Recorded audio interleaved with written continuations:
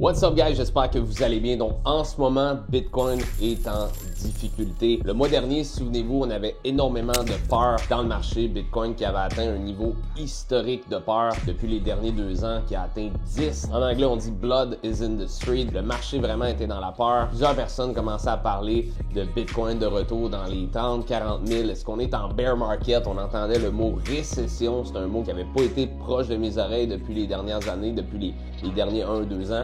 Puis là, on est là présentement. Bitcoin, il y a eu un fort rebond d'environ 15%. Donc, on a rebondi de 76 000 à 88 500 environ. Et puis là, il y a beaucoup de gens qui se demandent, parce qu'on est vraiment dans une zone neutre, entre la résistance de 100 000 et gros support de notre ancien lot à 76 000. Là, il y a beaucoup de gens qui se demandent où qu'on s'en va. Est-ce que Bitcoin s'en va, comme certains prédisent, à un nouveau all-time high rapidement, ou est-ce qu'on s'en va en bas de 70 000 dans les 60 000? Ça, c'est une possibilité. Restez jusqu'à la fin, on va regarder qu'est-ce qui va se passer pour le marché. Vous allez avoir mon opinion sur Bitcoin. On va regarder différents altcoins aussi. Puis, on arrive au mois d'avril. Donc, mois d'avril veut dire tax season. Et puis, historiquement, au mois d'avril, ce n'est pas toujours un bon mois pour les cryptos. Et puis pourquoi? Parce que souvent, les gens qui ont des impôts, des taxes à payer, ils vont vendre des fois des assets pour pouvoir payer leurs taxes. Des fois, ça crée des périodes de turbulence dans le marché. Fait que soit une consolidation ou soit je m'attends à un mois tranquille pour le mois d'avril. Mais on va l'étudier ensemble, on va regarder qu'est-ce qui va se passer dans le marché. La bonne nouvelle, par contre, là, je suis pessimiste depuis le début, là, à court terme, mais juste vous dire que mon fusil sur le long terme n'a pas changé d'épaule, ou ce que si on regarde attentivement le graphique présentement, Bitcoin, moi, ma zone de bull run, c'est la ligne jaune. Donc, vous voyez la ligne jaune à mon écran. Ça, c'est la 50 Weekly Moving Average. Fait que c'est la moyenne des 50 dernières semaines de Bitcoin. Quand on trade en haut de cette ligne-là, on est techniquement dans une bull run. Et puis, quand on est en bas, ben, c'est là qu'on commence généralement un bear market. Fait que je vais vous faire un petit breakdown de ça justement rapidement. Regardez la bull run de 2011 à 2014, fin 2013. On regarde ici, on était techniquement en haut de la 50 Week Moving Average. Donc, tant aussi longtemps qu'on n'avait pas closé à l'intérieur, on était dans une bull run. Et puis là, je vous fais un petit cercle blanc ici. Le moment qu'on a closé une chandelle en bas, qu'est-ce qui s'est passé? On a eu une correction de 73%. OK? Fait que, tout le long qu'on est en haut, bull run, le moment qu'on close en bas, bear market. Après ça, on tombe ici, on revient en haut de la 50 ici. Là, on tombe dans une bull run. OK? On a été dans une bull run de littéralement octobre 2015 à décembre 2017, fait qu'environ 2 ans. Et puis, on a eu ici le premier close à l'intérieur de la 50 Weekly Moving Average. Qu'est-ce qui s'est passé par la suite? Ben, on a eu une correction de plus de 50%. Fait qu'un autre bel indice qu'il ne faut pas aller en bas de cette ligne-là. Après ça, ben, on a eu la bull run qui a commencé en janvier 2019. Et puis là, on a eu ici notre crash de COVID, que ça, on appelle ça un Black Swan Event. C'est pas de quoi qui arrive à tous les jours dans le marché. Fait qu'il n'est pas dans ce que j'appelle mes probabilités de marché. Fait que je l'ai retiré. Mais techniquement, on est revenu en bas de la 50. On a closé en bas de la 50 ici, puis on a eu une correction d'à peu près 40%. Mais le moment qu'on est revenu en haut ici, regardez, on a été dans une bull run pour près de 2 ans. Même ici, pendant l'été 2021, on a rebondi sur la 50 sans jamais closer en bas. Mais le moment, encore une fois, qu'on a fermé une chandelle de weekly en bas ici, qu'est-ce qui s'est passé? Correction de marché d'à peu près 68%. OK? Fait que pour moi, c'est ma bull run. C'est ma ligne dans le sable de bull run, que si on dépasse ça et on se met à closer les chandelles en bas, c'est très négatif. Puis là, ben, on est où avec cette ligne-là? Ben, on est présentement par-dessus. Ça, c'est la bonne nouvelle. Puis si on regarde, depuis qu'on a fermé une chandelle en haut, depuis le 13 mars 2023, qui est exactement 2 ans passés, on est en bull run. OK? Et puis, depuis qu'on a fermé une chandelle en haut, OK, de la 50 jusqu'à où ce qu'on est aujourd'hui, on a augmenté de 273%, puis du all-time high, c'est à peu près 371%. Fait que si vous aviez juste acheté quand on a fermé en haut de la 50, vous seriez présentement x3, x4, presque x4 votre portefeuille à l'intérieur de 2 ans. Trouvez-moi une place que vous auriez pu faire ça dans n'importe quel investissement, ça ne se fait pas. OK? Fait que c'est vraiment cool. Maintenant, si on regarde la 50, on a bouncé 1, 2, 3. Là, c'est notre 4e fois qu'on cogne dessus, mais jamais en la défonçant. Fait que jamais, jamais, jamais on a fermé une chandelle en bas.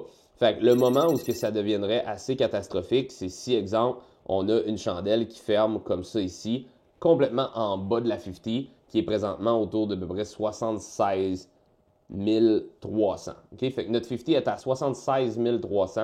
Est-ce qu'on peut avoir des mèches en bas? Absolument. Est-ce qu'on peut avoir est-ce qu'on peut ne pas y retourner pantoute puis partir en bull run? Absolument. Sauf que si on se met à closer des chandelles, des vraies pures grosses chandelles à l'intérieur, c'est là où moi je vais commencer à me poser des questions à OK, il y a bien des chances qu'on soit en bear market.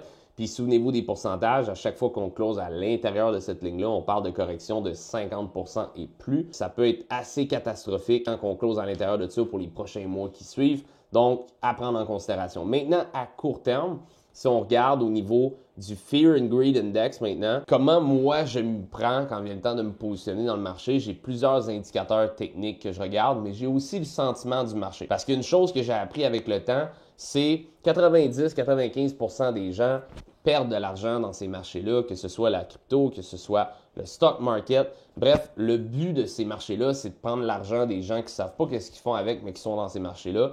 Puis l'argent va toujours dans les mains des mêmes personnes qui prennent le temps de s'éduquer, puis ils savent comment utiliser ces marchés-là. C'est tout le temps la même chose. Ok, l'argent, elle ne se crée pas, elle ne se perd pas. Elle fait juste se transférer des gens qui ne savent pas qu'est-ce qu'ils font directement dans les mains des gens qui traitent ça comme une profession. Fait que ça ne changera pas. Ça va toujours être éternellement comme ça. Fait que pour moi, un indicateur que j'utilise, qui est gratuit, que vous devriez regarder régulièrement, c'est l'indicateur de Crypto Fear and Greed. Fait que cet indicateur-là, c'est quoi? C'est un indicateur qui va regarder l'émotion du marché. Est-ce que le marché présentement, il est dans la peur ou est-ce que le marché présentement, il est greedy? OK? Puis le mois dernier, souvenez-vous, je vous avais parlé d'un très bon moment d'achat dans le marché quand personne n'était capable de press buy sur le piton parce que l'humain n'est pas fait pour contrôler ses émotions en général. La plupart des humains ne sont pas capables d'agir comme un robot puis de juste « Ah, OK, indicateur dit d'acheter, j'achète ». Il y a trop d'émotions derrière tout ça. Donc, qu'est-ce qui s'est passé le mois dernier? C'est que Bitcoin était à 76 000. On était sur la 50-week moving average. Puis j'avais dit, guys, autour de comme, je pense que j'avais parlé de la zone entre 73, 78 dans ces zones-là. C'est une zone d'achat exceptionnelle. Pourquoi? Parce qu'on est sur la 50-week. Et deux, on a le Fear and Greed Index qui est à 10. OK?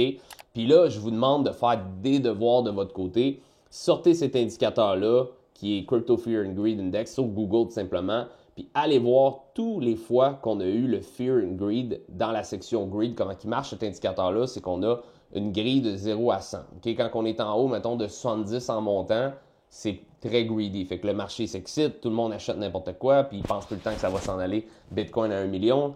Puis quand vous avez un indicateur qui est dans le fear, donc dans la peur, mettons 30 en bas, et évidemment le plus bas le mieux, ben qu'est-ce que ça dit? C'est que là, on a un marché qui est en peur, et puis là, c'est le temps d'accumuler. Pourquoi c'est le temps d'accumuler? Parce qu'il faut toujours faire le contraire de comment la masse réagit, puis comment la masse est émotive. Fait que si la masse est en peur, puis les gens liquident parce qu'ils pensent que ça va aller plus bas, puis là, ben, ils veulent sauver leur miettes qui restent avec les pertes qu'ils ont eues. Nous, qu'est-ce qu'on veut faire? C'est accumuler qu'est-ce que la masse vend. S'ils veulent vendre à perte, nous, on achète ça. Vous comprenez? Après ça, quand le marché il est très excité, puis là, vous voyez, vous allez vous faire couper les cheveux à votre barber, puis votre barber commence à dire « Hey, j'ai acheté du Bitcoin là, à 100 000. » Là, c'est le temps de généralement vendre. Pourquoi? Parce que lui, il achète de qui? Il achète de des gros joueurs qui, eux, ont acheté très, très bas. Puis le but, dans le fond, d'avoir de l'excitation dans le marché, c'est d'attirer des gens, des retail investors, des retail traders qui n'ont aucune expérience, qu'eux autres vont toujours acheter dans le greed, toujours acheter les tops de marché. Puis nous, on veut éviter ça. Le mois dernier, souvenez-vous, ou 2 mois passés, on était ici autour de comme 90 en greed. Ben, le marché était tellement excité, je pense que Bitcoin était à 108 000.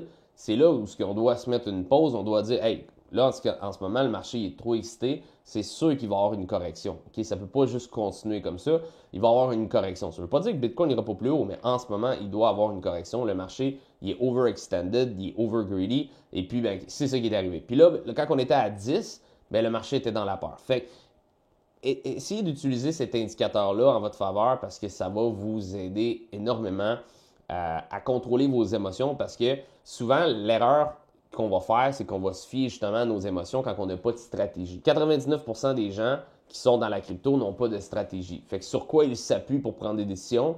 Leur gros guts feeling. Des émotions de « Ah, je pense que ça va monter » ou « Je pense que ça va descendre » ou « Mon cousin de l'ami du chien m'a dit de… » Fait que c'est tout le temps basé sur rien. Sauf que lorsque vous appuyez vos stratégies sur des outils techniques, qu'il n'y a pas d'émotion. Comme ça ici, ça n'a pas d'émotion. Ça calcule le sentiment du marché. Mais ça, au contraire, ça va contre l'émotion humaine. Ça dit, regarde, le marché est en peur, le marché est en greed. Ça dit exactement, regarde, c'est ça qui se passe actuellement dans le marché. Fait que toi, si tu fais juste regarder ça, puis tu dis, ouais, OK, le marché est en peur, je sais qu'en ce moment, je ne file pas bien de voir un Bitcoin à 76 000. Toutes les thumbnails YouTube parlent de 40 000. Tout le monde parle de récession puis de bear market. Mais cet indicateur technique-là, depuis les dernières années, à chaque fois qu'on a eu un point à 10 ou à 20, c'était le temps d'acheter. Fait que tu peux mettre les émotions de côté, puis tu peux juste te fier sur un bon point d'appui qui fonctionne. Fait que c'est le but d'utiliser ça. Maintenant, est-ce que c'est tout le temps gagnant sur des petites unités de temps? Non, tu as plein d'autres confluences que tu dois apprendre, mais juste ça, ça va vous aider à éviter plein d'erreurs. Puis maintenant qu'on sait qu'il ne faut pas closer une chandelle de weekly en bas de la 50, là maintenant, qu'est-ce que Bitcoin peut faire dans les prochaines semaines, les prochains mois? Est-ce que je crois que Bitcoin va faire qu'est-ce qu'on appelle un genre de V-shape recovery, puis on va voir Bitcoin à 115 000 la semaine prochaine? J'ai des doutes. J'ai des doutes que Bitcoin fasse une grosse pump à un new all-time high en avril. I wish que ça se passe parce que tant mieux, je veux dire, je serais vraiment excité. Ce que je crois que Bitcoin va faire, puis là, je vais vous montrer avec mes unités de temps. Là, on est en weekly présentement, mais je vais vous descendre ça, daily, 4 heures, tout ça. Je crois qu'on va avoir potentiellement une autre possibilité d'accumuler du Bitcoin à rabais, mais pas autant à rabais que certains croient. C'est ça que je veux vous montrer. Fait que maintenant, au niveau du weekly, on regarde nos indicateurs, OK? On regarde juste ici, je vais vous tracer une petite ligne au niveau du Money Flow puis du RSI juste ici, OK? Historiquement, dans les 2 dernières années, à chaque fois qu'on a eu notre RSI autour de près 33-34, on regarde ici, c'était des buy zones incroyables. OK? Sauf qu'on n'est pas parti, aussitôt qu'on a touché 33-34, on n'est pas parti la semaine d'après. Généralement, des fois, on a eu 3-4 semaines de trading sideways avant de partir haussier. Fait que ça, c'est numéro 1, très positif. On est sur un bon support au niveau du RSI. Même chose au niveau du Money Flow Index, donc le MFI. Si on regarde attentivement ici, on est sur la zone de support qui est autour de 45. Fait que ça, c'est au niveau du Money Flow. Puis le Stock RSI qu'on regarde ici, qui a croisé à la hausse. Et puis historiquement, OK, sans nécessairement confirmer le bottom, à chaque fois qu'on a eu un croisement, OK, au niveau du Stock RSI, là, je suis en train de dessiner des petits ronds pour vous montrer les croisements. Chaque fois qu'on a eu un Stock RSI qui était dans le bas, OK, regardez ici, 1, 2, 3, 4. Chaque fois qu'on a eu ça ici, c'était près du bottom ou le bottom. Juste ici, regardez, on a eu un croisement avec une petite pump ici. Ici, on a eu un croisement avec une petite pump. Ici, on a eu un croisement, on a eu une méga pump. Donc, on a eu 2 croisements que ce n'était pas le bottom. Puis, on a eu 1, 2, 3, 4, 5 croisements que c'était le bottom. Fait que les probabilités sont de notre côté. Est-ce que cette fois-ci, ça va être le bottom? Est-ce qu'on va voir un V-shape ici, qu'on va voir Bitcoin partir haussier? I wish, honnêtement. Mais je crois qu'on va potentiellement voir une belle possibilité pour certains qui ont été victimes de leurs émotions à 76 000 la première fois. Je crois qu'on va potentiellement avoir une autre chance de pouvoir accumuler. Donc, regardons ça ensemble. Fait que sur le weekly, je suis extrêmement positif pour les prochains 6, 8, 9 mois dans ces coins-là. Je crois que 2025 pour Bitcoin et les marchés des cryptos va être une année extraordinaire, à moins de closer en bas de la 50. OK? Fait qu'il y a des gens qui disent « Ouais, mais là, tu penses, tu dis que ça va monter, mais ça peut descendre. » C'est ça le trading. C'est ça l'investissement. C'est une game de probabilité. OK? Ceux qui vous disent qu'ils savent exactement Bitcoin s'en va où, comme de dire Bitcoin s'en va où, mettons, si vous m'aviez posé la question Bitcoin à 15-20 000 il y a 2 ans, j'étais convaincu qu'on s'en allait à la hausse sans même regarder les indicateurs techniques. Tu as un rabais de 70% sur Bitcoin, c'est sûr qu'on s'en allait à la hausse. Maintenant, là où on est présentement en milieu de cycle, OK, c'est très difficile de prédire Bitcoin s'en va où dans le court moyen terme. J'ai de la facilité à regarder des cycles vraiment plus long terme pour Bitcoin, mais à court terme, c'est très difficile de prédire le marché s'en va où. Donc, on va regarder ça ensemble, mais je suis très positif pour 2025 pour le marché des cryptos en général. Maintenant, si on regarde au niveau du daily maintenant, OK? Là où je suis un petit peu plus sur la pointe des pieds sur mon côté bullish sur Bitcoin, je suis bullish à long terme, qui est les prochains mois, mais à court terme, je crois qu'on va avoir une bonne secousse, genre un bon shake-out dans les prochaines journées, les prochaines semaines. Puis ça, pourquoi? Bien, premièrement, on est en tendance baissière sur le daily. On est en tendance haussière sur le weekly, ce qui est positif. Mais sur le daily, le marché qui nous fait présentement des hauts de plus en plus bas et des bas de plus en plus bas. Fait que tant aussi longtemps qu'on n'a pas renversé cette tendance-là ici, OK, voilà, vous voyez clairement que le marché nous fait des hauts de plus en plus bas et des bas de plus en plus bas.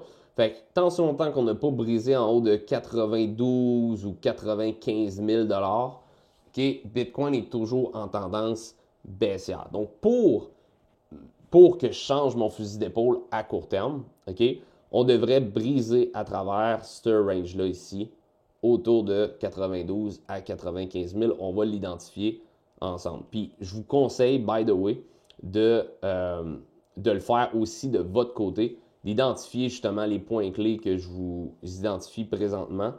Donc là, j'essaie juste de trouver Price Label ici.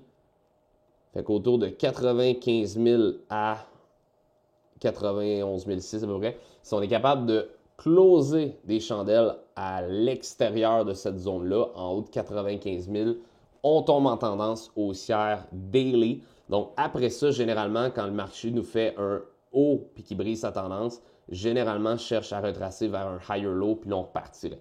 Fait que si on reclose en haut de 92-95, je suis positif. Pour l'instant, on n'est pas là. Puis, on a quelque chose de pas nécessairement beau qui s'en vient dans le marché à court terme, qui est ici, je vais vous mettre une petite tête de mort, vous allez comprendre.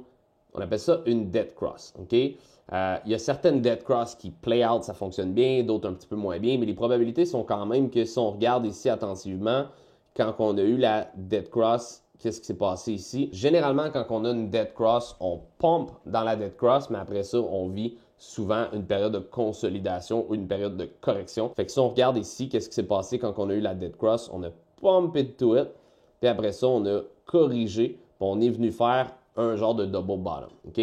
Donc, là, présentement, on a la dead cross qui s'en vient juste ici. Donc, on a la 50 moyenne mobile ici qui va croiser de haut en bas vers la 200.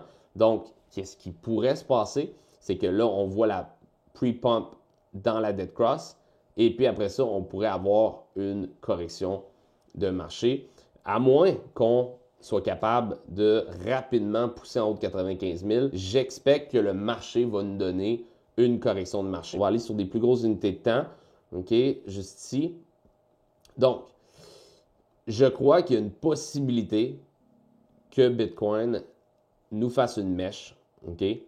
Voici la zone très intéressante pour Bitcoin pour pouvoir accumuler. Selon moi, je répète tout le temps, mais tout ce que je veux dire dans ce vidéo n'est jamais à titre de conseil financier. Là, je fais un gros vidéo, je vous partage moi comment je navigue à travers le marché, comment je vois un peu les indicateurs techniques, c'est quoi mes positions, qu'est-ce que je fais. Sachez que j'ai pas une boule de cristal, puis c'est comme this is how it is, puis c'est comme ça que ça se passe. Fait que si on regarde attentivement ici, une ancienne zone de résistance qui pourrait tourner une énorme zone de support serait la zone entre, je dirais, 68 000 et 73 000.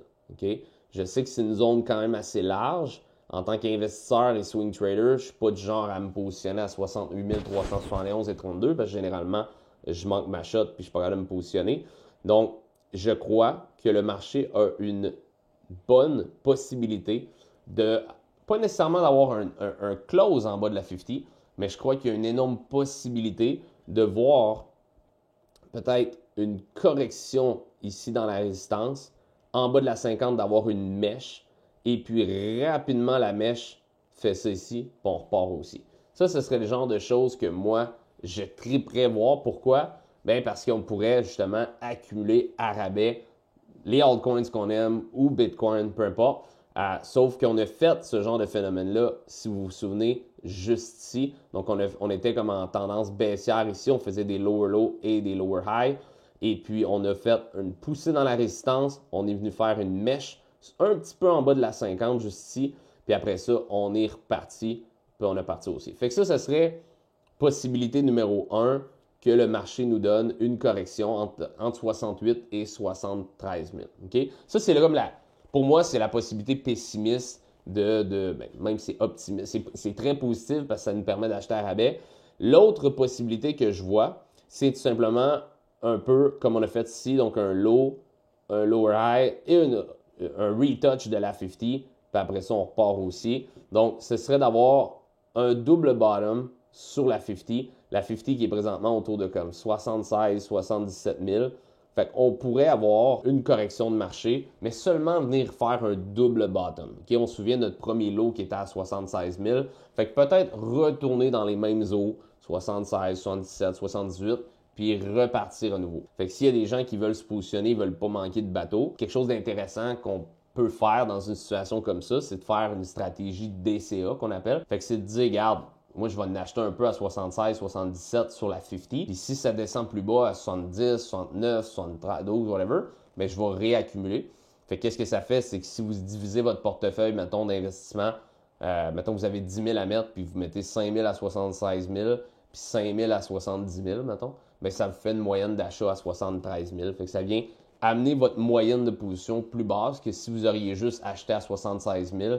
Bien là, vous vivez la perte jusqu'à 70 sans avoir plus d'argent à mettre dedans. L'autre chose qui est catastrophique aussi, c'est quelqu'un qui attend toujours Bitcoin trop bas. Fait que moi, il disait, j'achète juste son va à 68 000. Si Bitcoin va à 73, puis il remonte, puis il passe en vous à 150 000, bien, vous allez être laissé de côté, puis vous allez manquer tellement d'opportunités pour peu, parce qu'il y a des gens, des fois, qui vont se battre pour 1-2% en bas, mais ils vont manquer 70% en haut. Fait que si tu calcules ça, c'est comme, ben voyons donc, ça fait pas de sens. Fait que des fois, c'est juste de se lancer. T'sais. Les deux options, je vais vous mettre ça tracé avec des lignes de couleurs. Option numéro 1, c'est d'avoir un genre de Swift en bas de la 50. On revient en haut, puis après ça, on repart pour la fin 2025. Ça, je vous mets ça en jaune comme ça ici. Et l'autre possibilité, c'est tout simplement d'avoir un genre de double bottom ici pour Bitcoin. Puis ça, je vous mets ça en vert ici. Fait que c'est les deux possibilités que je vois dans le marché présentement. L'autre possibilité, c'est qu'on part d'une traite et on s'en va à un new all-time high tout de suite. Je crois vraiment pas que ça va se passer comme ça.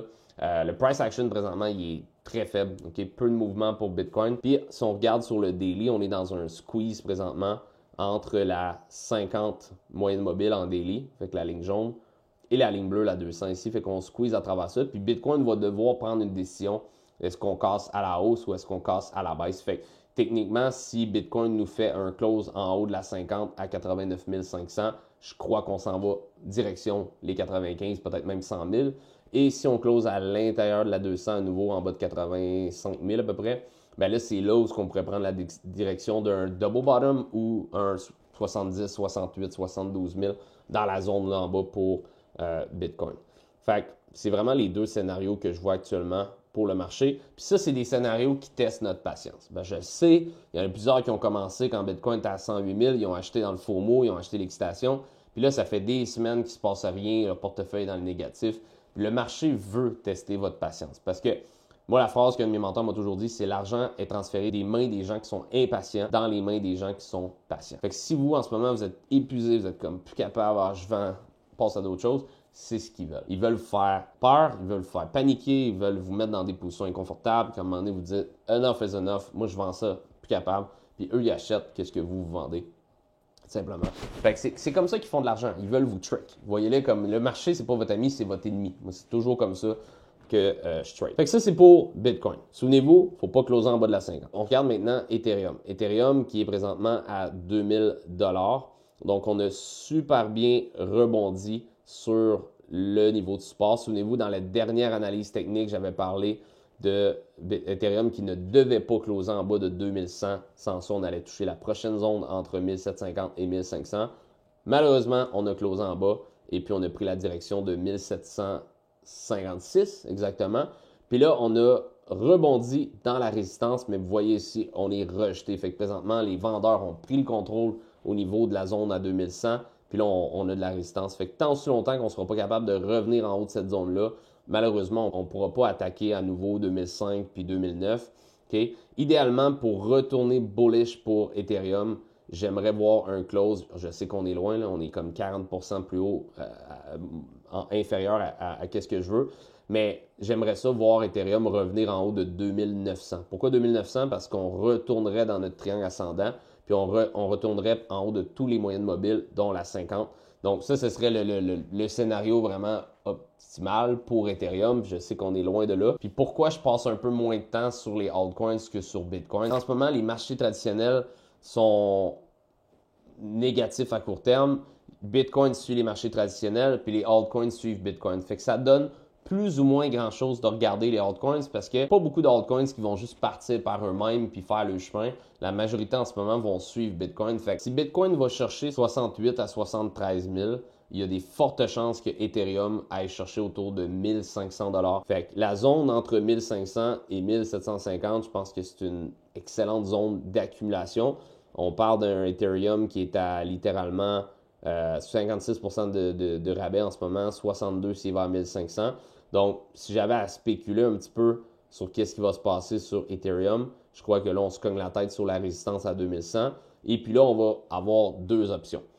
Si Bitcoin nous fait un double bottom, je crois qu'Ethereum va faire la même chose, puis on va probablement consolider ici, puis éventuellement, on va voir une poussée haussière. Okay?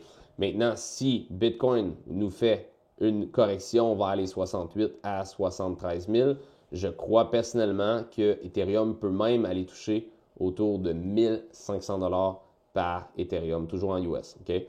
Donc, c'est mon 2 cents pour Ethereum. Je sais que ce n'est pas ça qu'on va entendre, mais this is what it is.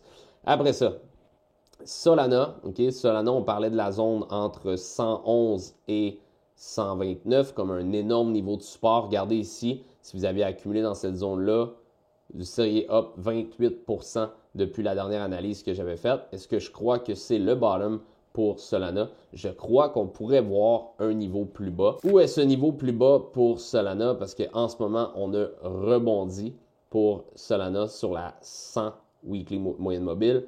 On a poussé jusqu'à 150, qui est un gros niveau de résistance. Et puis, je crois qu'on a bâti une énorme zone de liquidité ici. Regardez toutes les mèches. 1, 2, 3, 4. Toutes les mèches de support ici. Il doit y avoir beaucoup de stop loss, puis il doit y avoir beaucoup de liquidation price ici, de long, qui vont se faire liquider si on va en bas d'à peu près 110. Fait que, mon avis pour Solana, c'est qu'il y a des fortes chances, d'après moi, que là, on vient de faire un rebond.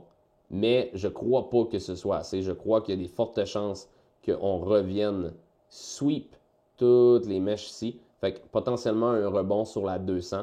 Je vais dire entre 90 et 100 000 pour ensuite de ça repartir notre ascension plus tard en 2025. J'ai des doutes, puis c'est là qu'on va descendre la zone ici. Là. Fait que j'ai vraiment des doutes qu'on pourrait voir Solana aller entre 90 et 100 $ par Solana dans les prochaines semaines à venir. Encore une fois, dicté par Bitcoin. Si Bitcoin fait un double bottom, Solana va juste faire un double bottom puis repartir. Si Bitcoin va entre 68 et 73 000, on va fort probablement voir un lower low pour Solana. Dogecoin, donc Dogecoin qui a poussé jusqu'à 14, presque 15 cents. Là, on se cogne la tête présentement sur la 50 Weekly Moving Average. Je pense qu'on va vivre de la résistance ici. Même phénomène pour Dogecoin. Je pense que là, on se cogne la tête. On va soit vivre une période de consolidation ici pour Doge, ou encore une fois, si Bitcoin nous fait un lower low, je pense qu'on pourrait faire un léger lower low pour Doge. Mais overall, autour de 14-15 cents pour Doge, je crois que c'est un ultime rabais. Là. On parle d'un discount de 70% pour Dogecoin depuis le all-time high. Fait que c'est, pour moi, c'est un énorme rabais, très beau niveau d'accumulation si vous êtes capable de scooper du Dogecoin dans ces niveaux-là. Maintenant, SUI, OK? Donc, SUI, pourquoi je suis bearish, donc négatif sur SUI à court terme? All right. Donc, numéro 1, je crois que Bitcoin va avoir un lower low ou un double bottom. Donc, je crois que Bitcoin, on va avoir possiblement un retour en bas de 80 000. SUI, en ce moment, on le voit ici, OK? La dernière fois qu'on a eu notre dead cross, vous voyez ici la 50 qui a croisé par-dessus la 200, on a eu un rebond, justement, dans les moyennes mobiles. Puis après ça, on a eu une énorme correction. Je ne pense pas que la correction va être aussi grosse, mais top to bottom, ici, on a une correction d'à peu près 60%. En ce moment, on a justement SUI qui, on a notre dead cross, donc on a la 50 qui croise de haut en bas la 200.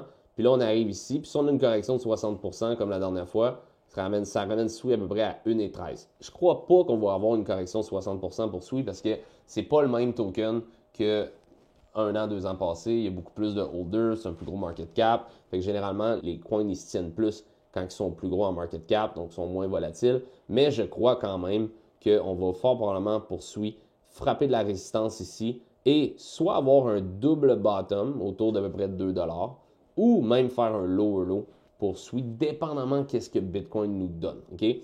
Fait que si j'avais à me positionner pour SUI, c'est sûr que je regarderais la zone entre, je dirais, 1,50 et 2 $ ici. Okay? Ça serait une méchante belle zone. Là, à savoir, est-ce que on va faire un lower low ici ou est-ce que tout simplement on va faire un double bottom? C'est à vous d'avoir une stratégie de DCA si vous voulez absolument vous positionner dans SUI puis pas manquer le bateau. Encore une fois, c'est important de ne pas être greedy à la hausse quand vient le temps de vendre, mais pas être greedy à la baisse quand c'est le temps de se positionner aussi parce qu'il y en a plusieurs qui ratent le boat tout simplement parce qu'ils veulent trop des niveaux précis puis ils se battent trop pour une coupe de scène. Pour l'instant, ce que je vois, c'est que SUI arrive probablement à un local top. Okay? On arrive dans une grosse résistance et je crois qu'on va vivre des prochaines semaines assez turbulentes pour SUI. Donc, encore une fois, tout dépendant de ce que Bitcoin fait, mais je crois qu'on va voir une période de correction dans les prochaines semaines à venir. Ça fait pas mal le tour pour ce qui est de ces altcoins-là. Maintenant, Fartcoin. Hey, Fartcoin, guys, vous savez, je n'avais déjà parlé dans une vidéo.